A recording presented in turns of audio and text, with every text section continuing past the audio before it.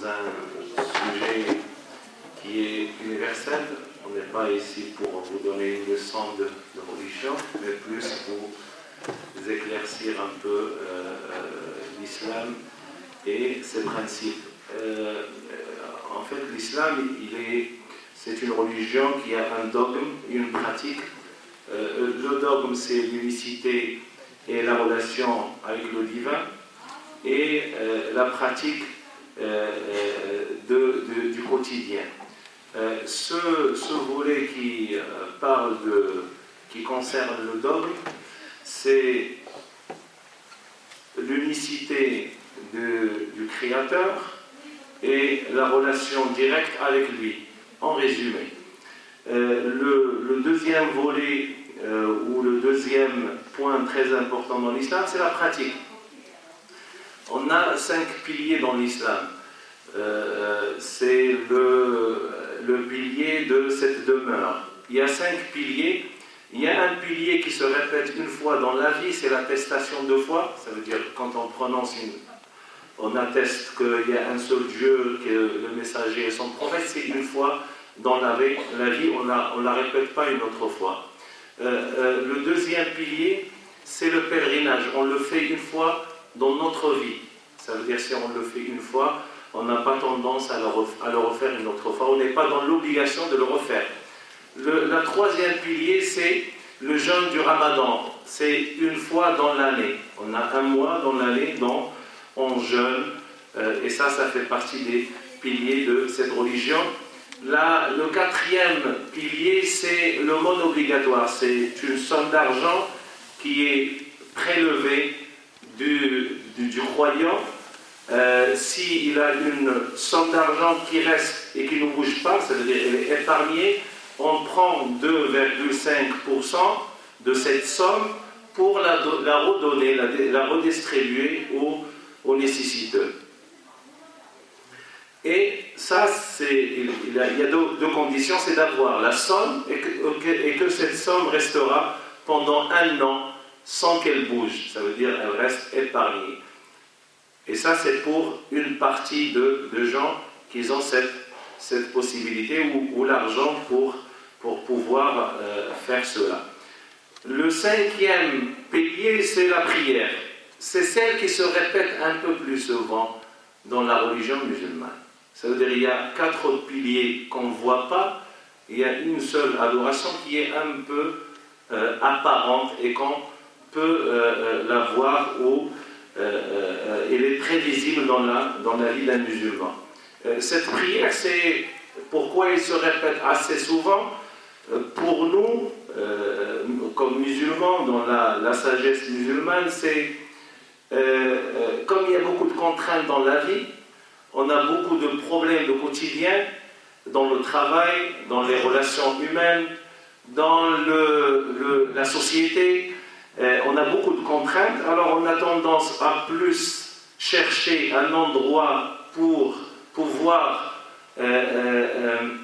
souffler un petit peu, trouver un endroit pour pouvoir dégager le stress, et 5 fois par jour, je pense qu'il n'est pas suffisant parce que, vu les problèmes du quotidien, on a beaucoup plus besoin d'avoir une relation.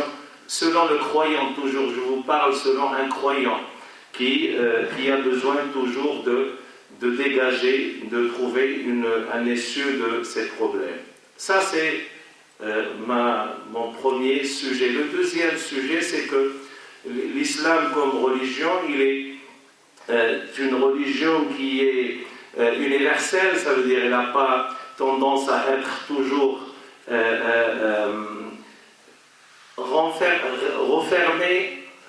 fermée sur elle-même. Il a toujours tendance à être ouverte pour tout le monde. Cette deuxième idée ou ce développement, le deuxième développement, il va consister sur la compréhension de ce que le Seigneur dit et comment on peut respecter son souhait. Ça veut dire que la majeure partie des problèmes qu'on a en ce moment, c'est la compréhension et comment on peut mettre ça en pratique. Le Seigneur dit dans un verset, dans la Sourate 49, le Coran, il dit, ou homme, il s'adresse aux hommes, ça veut dire à tout le monde, nous vous avons créé d'un mâle et d'une femelle, ça veut dire il y a l'unicité de la création, tout le monde vient de la même source. On vous a créé d'un mâle et d'une femelle et nous avons fait de vous des peuples et des attributs, ça veut dire il y a cette variété de culture et de langues, et on vous a créé, on vous a fait de vous des peuples et des tribus afin que vous vous entreconnaissiez. Ça veut dire c'est pour vous faire, vous vous entreconnaissiez, ça veut dire qu'on doit aller aller vers l'autre et comprendre l'autre. Ce verset, il y a plusieurs choses qui dégagent, ou plusieurs messages qui veut relever. Le premier, c'est, comme je vous ai dit, l'unicité du Créateur et l'unicité de la création.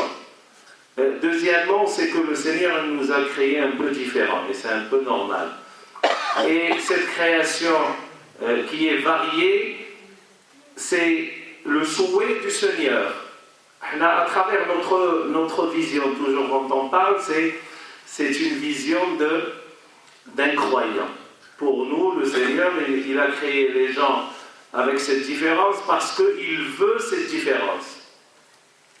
On voit ça très clairement dans le verset qui dit et si votre Seigneur voulait que tout le monde soit croyant, il aurait obligé les gens d'être croyants, ou il va créer les êtres humains tous croyants alors qu'il n'a pas fait ceci. Ça veut dire c'est voulu que les êtres humains soient croyants et non croyants.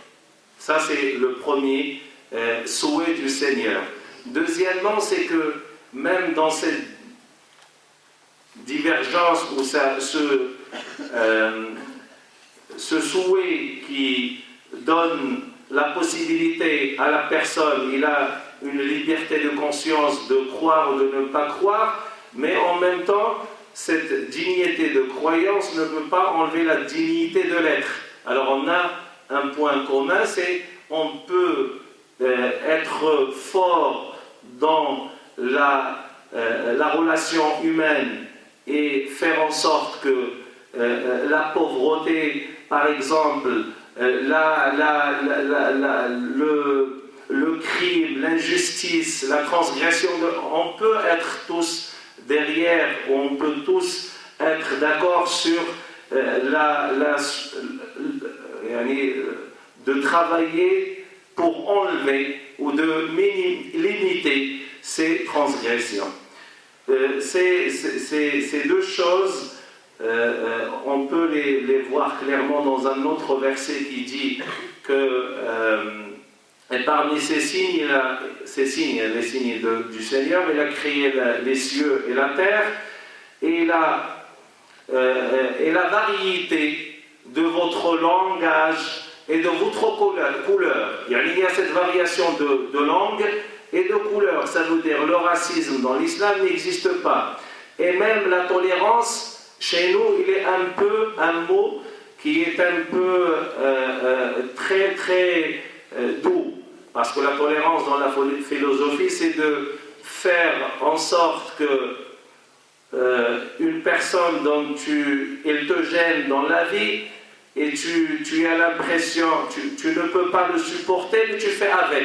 Ça, c'est dans la philosophie. Mais pour nous, c'est la dignité humaine qui prend le dessus. Ça veut dire que l'être humain, il est digne de respect et d'être, parce que c'est le souhait du Seigneur. Ça, c'est le souhait, toujours dans le souhait du Seigneur. Alors, il nous a créé des peuples pour se connaître. Et c'est le but pour lequel on a essayé de faire cette porte ouverte, pour pouvoir connaître les gens. Et les gens nous connaissent, et comme ça, on peut établir un peu d'échange et d'enlever un petit peu les ambiguïtés qui sont autour de cette religion et d'ouvrir les portes aux gens pour voir que on n'a rien à cacher. C'est vrai qu'on fait une pratique qui est quotidienne, mais pour nous c'est un quotidien, c'est une routine, mais pour ceux qui nous regardent de l'extérieur, ils ont l'impression qu'on est très religieux, alors que c'est le contraire. C'est une pratique normale, comme quelqu'un qui va aller au travail de 8h à midi et de 1h30 à 17h. C'est un quotidien. Pour nous, on ne sent pas qu'on est en train de faire quelque chose qui est énorme. Mais la vision de l'extérieur, les gens ont l'impression qu'on est très religieux, mais nous, on a l'impression qu'on est normal. C'est pour cela qu'on a essayé de faire cette porte ouverte. Et je vous laisse, je ne vais pas trop parler, je vous laisse la parole, ceux qui veulent poser une question ou ils ont une chose à rajouter. Il y a le micro. N'hésitez pas à poser des questions. J'ai essayé d'être bref. Et soyez la bienvenue. Si quelqu'un a une question à poser, voilà, c'est l'occasion, on va dire. Il n'y a aucun... Bien sûr. Bonjour, merci déjà de nous recevoir. J'ai une petite question. Vous êtes imam. Comment devient-on imam? Ok. Comment devient-on imam? C'est imam dans la religion musulmane ou dans le mot en lui-même. L'imam, c'est celui qui guide. C'est le terme, la signification du terme dans le langage arabe. L'imam, c'est lui qui guide. Ça veut dire une personne qui guide la prière, c'est un imam. Pour guider la prière, tu n'es pas dans tu n'es pas obligé d'être imam. Ça veut dire avoir la formation imam pour guider une prière. Dans la religion, celui qui peut diriger la prière soi-même à la maison, parce que dans la religion musulmane, on n'est pas obligé de venir à la mosquée pour faire la prière. On peut la faire là où on est, au travail, à la maison, si on n'a pas la possibilité de venir. On n'est pas obligé de venir. Mais si on a la possibilité, on vient. Ça veut dire celui qui a la capacité de gérer, de faire sa prière soi-même, il peut la guider avec des gens derrière. Ça, c'est le mot sur le plan linguistique. Ça veut dire qu'il peut faire la prière. Mais l'imam dont vous parlez, c'est quelqu'un qui a une formation théologique. Le mot théologique, dans l'arabe, ça ne donne pas le même sens, mais on va dire c'est de la théologie, parce que ici, le théologien, c'est quelqu'un qui fait des études de psychologie, de sociologie. Alors, ce n'est pas la même chose, parce qu'il y a d'autres études qui vont avec. Mais un imam, ça veut dire quelqu'un qui connaît le Saint-Coran entier, parce que ça, c'est parmi les critères, ça veut dire qu'il le connaît par cœur. Et ça, c'est une qualité dans l'islam, c'est que les imams, la majeure partie, connaissent le livre saint par cœur, avec les points, avec les virgules, et il doit avoir une connaissance. Cette connaissance, c'est l'explication et l'exigèse de ce Saint-Coran. Et il doit savoir les récits qui expliquent, ou les récits du prophète, et d'avoir un peu de culture générale, un peu de philosophie, un peu de tout ça pour pouvoir gérer et expliquer aux gens leur religion. Ça, c'est, d'une façon un peu plus résumée, c'est qu'il doit avoir une formation et théologique et un peu sociologique, mais c'est à travers les livres qu'on a comme référence. Si vous avez une autre question, ou c'est... Ah non, c'était okay. Ma question. Parfait, merci. Mais ici en France, on a un petit problème. C'est que pour avoir des imams qui sont formés, c'est très difficile, parce qu'on ne les trouve pas dans les pays majoritairement musulmans. On ne trouve pas des imams formés. Alors ici en France, on a un grand problème, c'est qu'on peut avoir un imam qui va dépanner, entre parenthèses. Il va avoir un travail et il fait imam quand il a un peu de temps.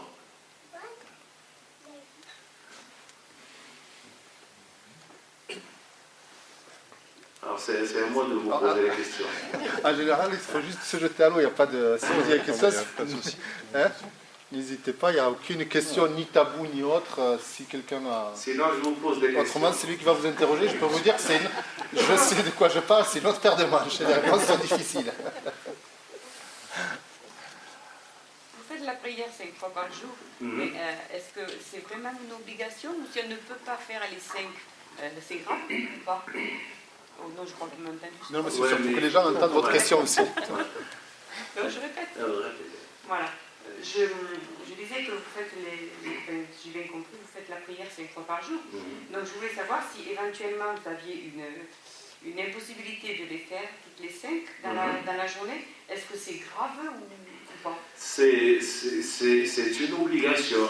Ça veut dire c'est grave de délaisser la prière à l'égard du Seigneur, mais à l'égard des musulmans, on ne peut rien faire pour quelqu'un qui ne fait pas la prière. Mais il est dans l'obligation de faire. L'ordre, c'est de faire la prière. La pratique et d'exercer et de faire, ça c'est sans problème. Mais il doit faire ça, c'est des obligations.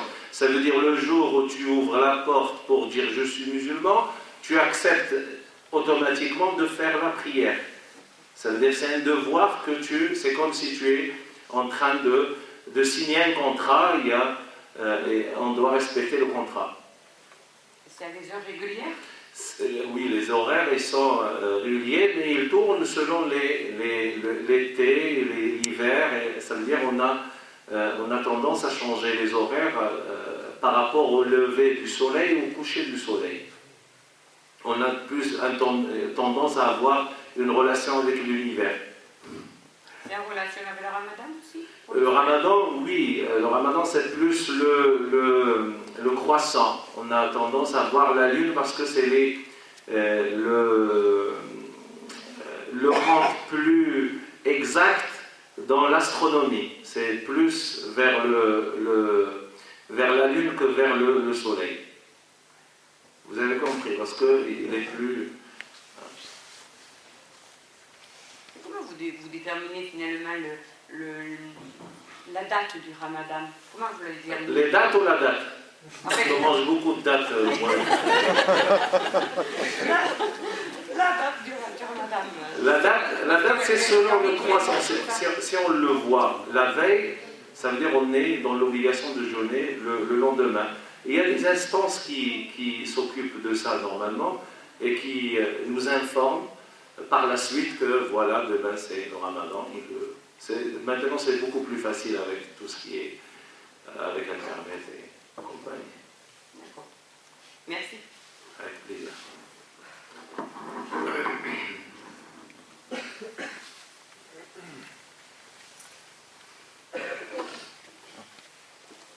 Je peux commencer sur l'interview. Ah non, il y a des questions.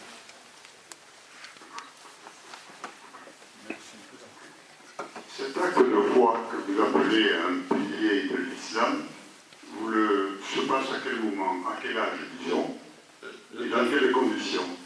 La foi. L'acte de... Ok, ça, je vous ai dit tout à l'heure, on a 5 piliers dans la pratique et on a la partie dogme et foi. La foi, c'est que, si j'ai bien compris la question, c'est que quand est-ce qu'on peut attester? À quel âge, voilà. Il n'y a pas d'âge pour attester si on veut être musulman ou on veut embrasser une religion, on n'a pas un âge précis. La deuxième? Et dans quelles conditions ça se passait? Conditions, c'est juste, il n'y a pas plus facile que ça, c'est de prononcer l'attestation de foi. Qu'il n'y a de Dieu que Dieu et que Mohammed est son messager. Une formule, c'est avec celle-là qu'on peut être musulman. C'est juste, c'est très facile dans la prononciation, mais il faut prendre conscience des pratiques qui viennent avec. Mais au cours d'une célébration avec... Non, non, c'est pas fort. Oui, si on veut faire une célébration, mais on n'est pas dans l'obligation de le faire. C'est une relation plus avec le divin, directement. C'est pas... il n'y a pas un rite. Il n'y a pas de rite. L'imam n'est pas dans l'obligation d'être. Celui qui veut attester et de devenir musulman, il a le droit de le faire. S'il veut célébrer, c'est très bien. Nous, on le fait, si quelqu'un qui vient pour embrasser l'islam, on peut le faire pendant le vendredi où il y a beaucoup de monde. On présente la personne, voilà, c'est une personne qui vient d'embrasser l'islam, ainsi de suite, mais il n'est pas dans l'obligation de faire, on n'a pas un rite spécial pour la conversion à l'islam. Alors, au sujet des enfants, alors, Oui. On dit mon enfant musulman. C'est que vous désirez qu'il le soit, ou alors... C'est comme si l'enfant, quand il porte le nom du père, il est automatique. Ah, d'accord. C'est comme ça, c'est toujours, il est musulman par... Un peu comme l'héritage. Comme l'héritage. Ok. Il est né musulman. Après, s'il veut choisir une autre religion, c'est son choix. Oui. Mais il est né musulman. Ah, d'accord. Merci, monsieur. Avec plaisir, madame. Salam, je pense que par rapport à tout ce qu'on voit tous les jours à la télé, et sans faire ce que nous on appelle l'évolu, il serait intéressant d'expliquer par exemple deux mots qui sont souvent grossiers aujourd'hui. C'est le mot salafiste et le mot djihad. Jihad. Les deux mots.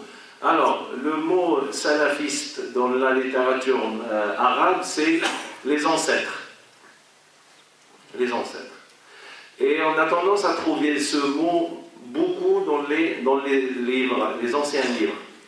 Et c'est un mot qui est devenu maintenant, il porte un sens beaucoup plus politique et il est sorti de sa compréhension linguistique. Ça veut dire, nous, on a une religion qui se base sur le livre saint qui est le Coran.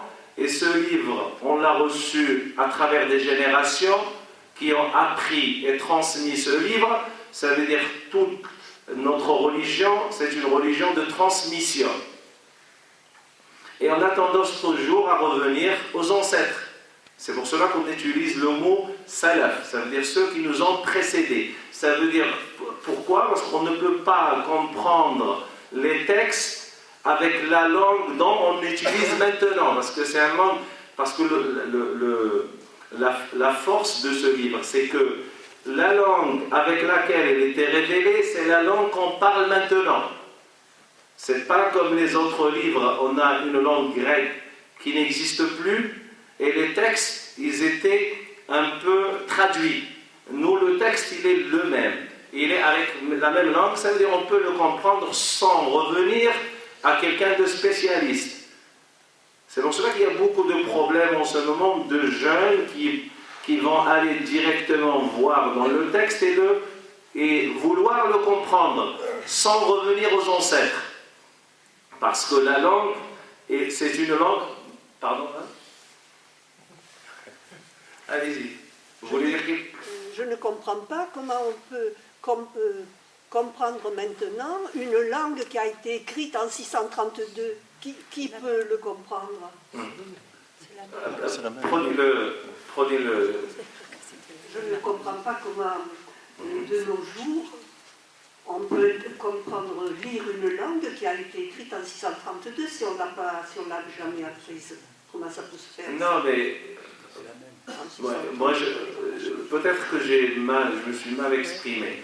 Le Coran, c'est un livre qui a été révélé en langue arabe pour des Arabes. Et cette langue, c'est la même qu'on enseigne maintenant dans les écoles. C'est la même. Elle n'est pas changée, c'est la même. Le problème, c'est que les jeunes en France n'ont pas assez de formation, n'ont pas la capacité de comprendre le texte parce que c'est un texte qui est très dur dans sa compréhension, parce qu'on utilise des mots qui ne sont plus utilisables maintenant. Oui, mais c'est ce que je voulais dire. Mais il y a toujours ceux qui peuvent faire ce travail, ceux qui font des études spécifiques pour comprendre le texte. Oui, donc il faut bien l'interpréter. Il faut l'interpréter, mais en revenant aux ancêtres, parce que c'est eux qui étaient plus proches de l'époque où ce livre a été révélé. On revient toujours aux ancêtres, mais on peut le comprendre. Il est en langue arabe. C'est-à-dire quelqu'un qui est normal, quand il lit, il comprend un petit peu ce qui se passe. Ça veut dire que ce n'est pas avec une langue étrange par rapport à sa culture. Mais on a tendance toujours à revenir aux salaf, aux prédécesseurs. Et ça c'est le mot, quand on passe au mot sur le plan politique, c'est une tendance qui est littéraliste et qui va vers le texte et l'interpréter tel qu'il est sans prendre en considération la société, la culture, la diversité. Et cette interprétation, elle n'a pas une longue vie dans la société. Ceux qui peuvent rester et avoir une relation durable, c'est tout ce qui va dans le centre, dans la modération. Je pense que c'est ça qui a plus il peut plus vivre que des avis ou de tout ce qui touche à l'intégrisme. Ça c'est le premier, je ne sais pas est-ce que j'ai bien résumé. Le deuxième c'est le jihad. Jihad c'est un mot dans la langue arabe qui veut dire endurer. Et il est utilisé dans le combat juste alors que c'est un mot qui est utilisé dans la vie. Dans la vie, ça veut dire qu'on ouvre un livre, on ouvre le Coran, on trouve que le mot jihad parle de beaucoup il touche à beaucoup de compartiments, pas que au combat, parce que le fait de ne pas parler, ça veut dire dire des gros mots, de s'abstenir de sortir des gros mots, ça c'est un jihad, c'est un grand effort que la personne fait, de ne pas tomber dans la médisance, dans la calomnie, dans la supercherie, ça c'est un jihad. Et tout ça, on a dans la religion. Mais il y a ce mot jihad qui est utilisé dans le combat, mais c'est de se défendre, ça veut dire l'opprimé peut se défendre contre l'oppresseur. Et ça, je pense qu'on est tous d'accord que quelqu'un qui est dans le besoin de se défendre, il utilise ce mot qui s'appelle le jihad, ça veut dire c'est faire l'effort pour pouvoir se libérer et pouvoir être libre. Mais le jihad il est quotidien, il peut être contre la pauvreté, contre l'injustice, contre l'illégalité, tout ça il est plus large. Mais on a tendance à toujours mettre le projecteur sur ce terme et de le mettre dans comment dirais-je, un costume taillé, alors qu'il a une signification beaucoup plus large. Les prêches se font toujours dans la langue où a été écrit dans le Coran? Alors, nous, on fait les deux. Ça veut dire, parce que déjà, on a les fidèles, il y en a qui comprennent ils comprennent que l'arabe, moins le français, et on a les jeunes qui ne comprennent pas l'arabe, ils comprennent que le français. Alors, on a tendance à donner à chacun des fidèles ce qui l'intéresse, où on doit prendre en considération cette variété. Alors on fait les deux, on cite les textes et on cite le développement en langue arabe et on traduit en même temps. Ça veut dire que tout le monde profite le maximum. Pour assister à la prière du vendredi soir, on va faire un match entre les deux. Vous voulez plus lâcher le... suis venue apprendre plein de choses. C'est bien, très bien. Oui, pour assister à la prière du vendredi soir, il faut absolument se réserver aux hommes, je suppose. Non, c'est pas un prêche de soir. C'est la prière, la grande prière. La grande prière, c'est à midi, ça veut dire à 14h. Et le soir, c'est rare qu'on a des adorations, on dort le soir. Tout le monde faut dormir. Il faut absolument être musulman. Pour dormir? Non, pour venir à une prière, la grande ou la petite. Non, si vous voulez venir, il y a un monsieur qui vient de temps en temps. Il vient, même s'il n'est pas musulman, il vient, il assiste au... Oui, mais... C'est ouvert. Mais nous, on a plus une salle réservée aux femmes. C'est que parce qu'on ne peut plus... Normalement, à l'époque du prophète, les femmes faisaient la prière à la même salle que les hommes. Imaginez. Mais maintenant, on ne peut pas faire parce que ça rentre dans les mœurs et dans les traditions. Peut-être qu'on changera un jour, quand on aura une salle beaucoup plus grande. Si je comprends bien, d'après la différence de grandeur des salles, il y a beaucoup plus d'hommes qui viennent à la mosquée que de... C'est normal parce qu'il y en a qui travaillent. Encore, il y en a des femmes qui travaillent, qui ne peuvent pas venir à cette heure-ci, de 14h. Il y en a qui ont des enfants à l'école, ça veut dire qu'ils ont plus de contraintes que les hommes. Et les hommes, ils sont dans la retraite. C'est la seule raison. C'est la seule raison. Mais s'ils veulent venir, ils ont leur voiture et ils peuvent venir. Bon, je crois que j'ai fait le tour. Là-bas, il y a quelqu'un qui commence à vous regarder de travers. Elle veut le micro, elle ne sait pas comment vous le dire. Elle n'a pas de micro pour appeler le micro. Pas du tout. Merci. J'ai une question par rapport à l'actualité. Je voulais savoir comment est-ce que vous pensez, en fait, comment pourrait-on arriver à unir nos religions pour combattre les amalgames? Comment on peut? Comment on peut unir nos religions pour combattre les amalgames qui sont quand même assez présents? Alors, pardon? Vaste sujet. Vaste sujet. Mais pour nous, c'est que moi je vois que les musulmans, ils ont su s'intégrer pleinement dans la société.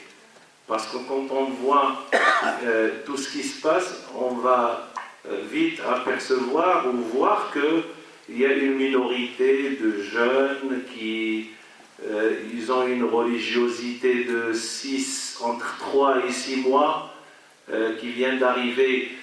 Nous, c'est pas moi, mais c'est une personne dans son livre, il les appelle et il leur donne un surnom, c'est les nouveaux convertis. On a des convertis qui viennent dans l'islam. Il y en a des jeunes qui rentrent dans la religion mais qui connaissent peu. Et c'est pour cela qu'on a tendance à mettre toute chose dans sa dimension. La majeure partie des gens sont des gens normaux qui pratiquent leur religion dans la paix totale, ils sont très impliqués dans la société, et ces gens-là, on doit plus mettre le projecteur sur, on doit plus montrer qu'on vit en harmonie, et c'est ça la vérité. Et de toute façon, les mentalités changent et on doit essayer de les changer. C'est comme ça. L'islam, avant, si on revient 30 ans en arrière, ce n'est pas l'islam maintenant. La compréhension, l'acceptation de la société, d'avoir l'islam déjà présent, visible dans la société, il n'était pas comme aujourd'hui. Il y a un grand changement. Ça veut dire qu'on doit militer tous ensemble, comme tout le monde fait. Il y en a qui militent pour trouver un travail, il y en a qui militent pour les droits. Nous aussi, on doit militer. On ne doit pas rester jusqu'à ce qu'ils nous donnent, voilà, vous avez le droit de faire. On doit utiliser les droits de la République, on doit les solliciter. C'est pour cela que, pour nous, ces jeunes-là, on doit comprendre pourquoi, mais on doit être dans l'indignité totale et de pouvoir solliciter des moyens pour limiter, on ne va pas dire que finir avec ce sujet, mais limiter le passage dans l'extrémisme à travers un travail qui doit se faire dans les mosquées, dans les associations, et les moyens qu'on a, ce n'est pas des moyens énormes, on a juste des moyens très limités. C'est pour cela que je pense que l'État doit rentrer en contact avec les associations sérieuses qui veulent faire changer les choses dans le quotidien.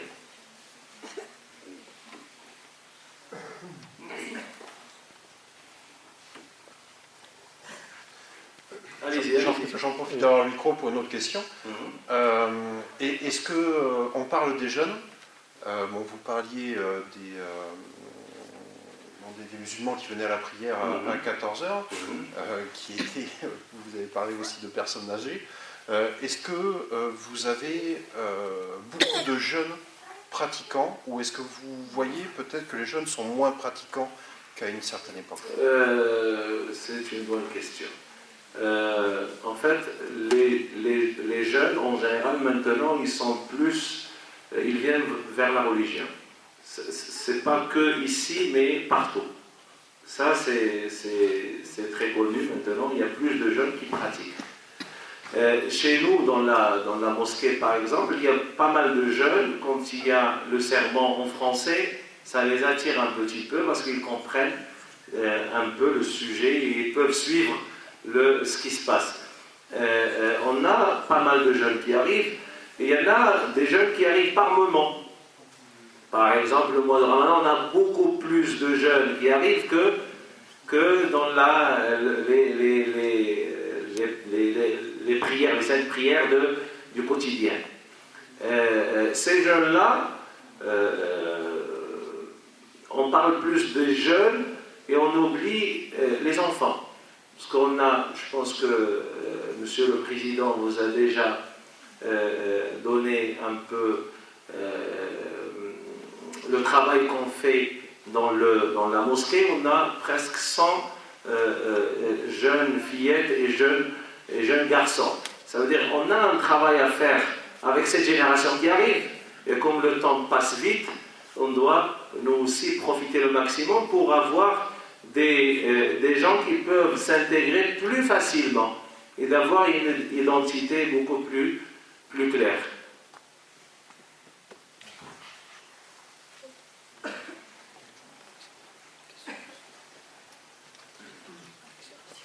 On passe au gâteau.